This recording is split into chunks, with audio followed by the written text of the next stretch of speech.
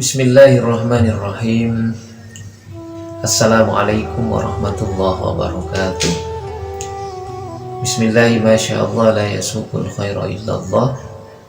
Bismillahi masyaallah la yasrifu su'a illallah. Bismillahi masyaallah ma kana min ni'matin faminallah. Bismillahi masyaallah la haula wa la quwwata illa billah.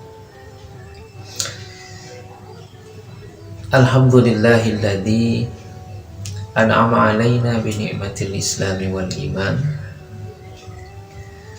Wassalatu wassalamu ala sayyidil anam Muhammadin wa ala alihi wa sahbihi wasallam. Sahabat yang dirahmati Allah Subhanahu wa ta'ala, Al-Quran adalah kalamullah yang diturunkan kepada Nabi Muhammad melalui perantara malaikat Jibril alaihissalam, di mana membacanya itu berpahala. Selain itu, Al-Quran ini juga memiliki banyak sekali faidah, banyak keutamaan. Dia sebagai hudan atau petunjuk, sebagai furqan, sebagai pembeda, kemudian juga sebagai syifa, sebagai obat. Wa nunazzilu minal Qur'ani ma huwa syifa. Quran Allah turunkan sebagai obat. Sahabatku yang dirahmati Allah Subhanahu wa ta'ala, tentu saja karena Al-Quran ini adalah kalamullah dan mukjizat dari Nabi Muhammad sallallahu alaihi wasallam, maka meragukannya adalah satu perbuatan yang bisa menjerumuskan orang kepada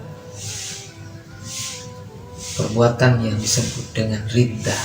Dalam kitab Bidayatul Hidayah disampaikan demikian: orang yang meragukan Al-Quran, dia termasuk riddah i'tiqadiyah. Maka kita wajib mengimani Al-Quran ini adalah kalamullah dan mukjizatnya Rasulullah sallallahu alaihi wasallam. Karena itu sudah tentu Al-Quran ini banyak memiliki keistimewaan. Salah satunya adalah Al-Quran ini akan memberikan syafaat kepada siapa saja yang gemar membacanya.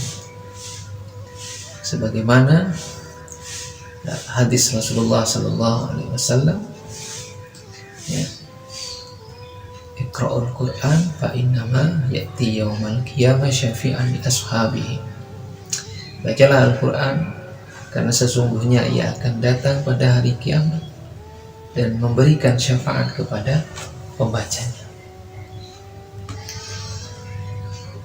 Kira-kira apa saja syafaat yang bisa diberikan oleh Al-Quran nanti? Pertama, Al-Quran sebagai petunjuk bagi manusia untuk mengarungi kehidupan ini.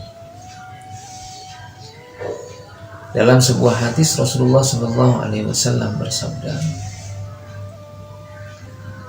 yang artinya, bacalah Al-Quran karena Al-Quran akan datang pada hari kiamat nanti sebagai pemberi syafaat bagi orang yang membacanya.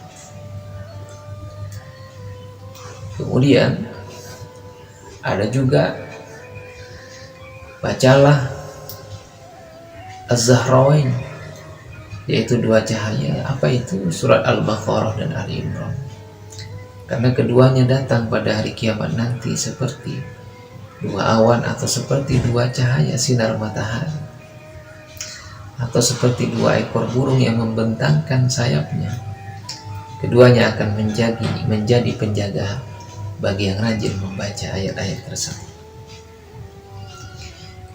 Yang kedua, Al-Quran ini akan mengangkat derajat manusia nanti.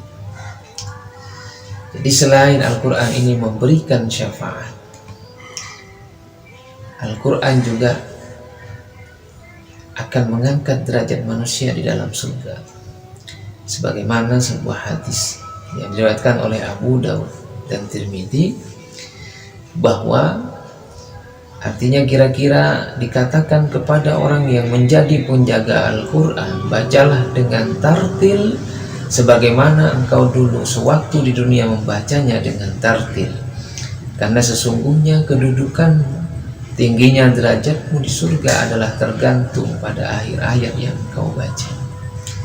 Para ulama menjelaskan bahwa setiap seorang yang membaca satu ayat, maka ia akan dinaikkan satu tingkatan surga hingga ia akan berhenti pada ayat terakhir yang dibaca.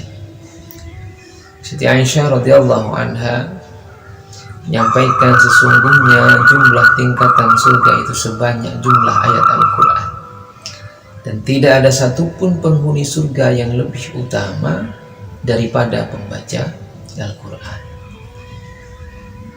Yang ketiga, syafaat dari Al-Quran adalah dapat menghindarkan manusia dari hisab yang buruk.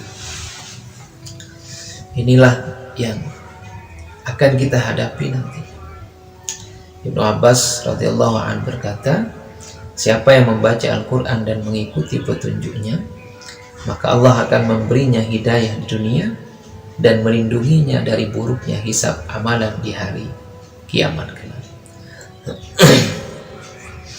Kemudian yang terakhir, yang keempat, Al-Quran ini akan memberikan syafaat tidak hanya bagi pembaca dan penghafalnya, tetapi juga kepada kedua orang tuanya.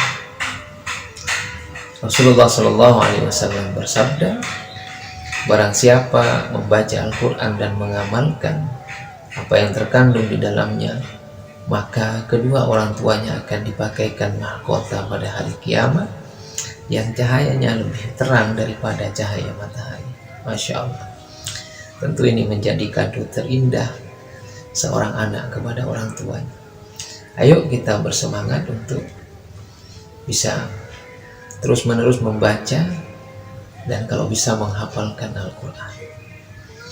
Mudah-mudahan kita senantiasa termasuk ahli-ahli Quran yang bisa membaca sekaligus mengamalkan Al-Quran. Wallahu a'lam bishawab. Assalamualaikum warahmatullahi wabarakatuh.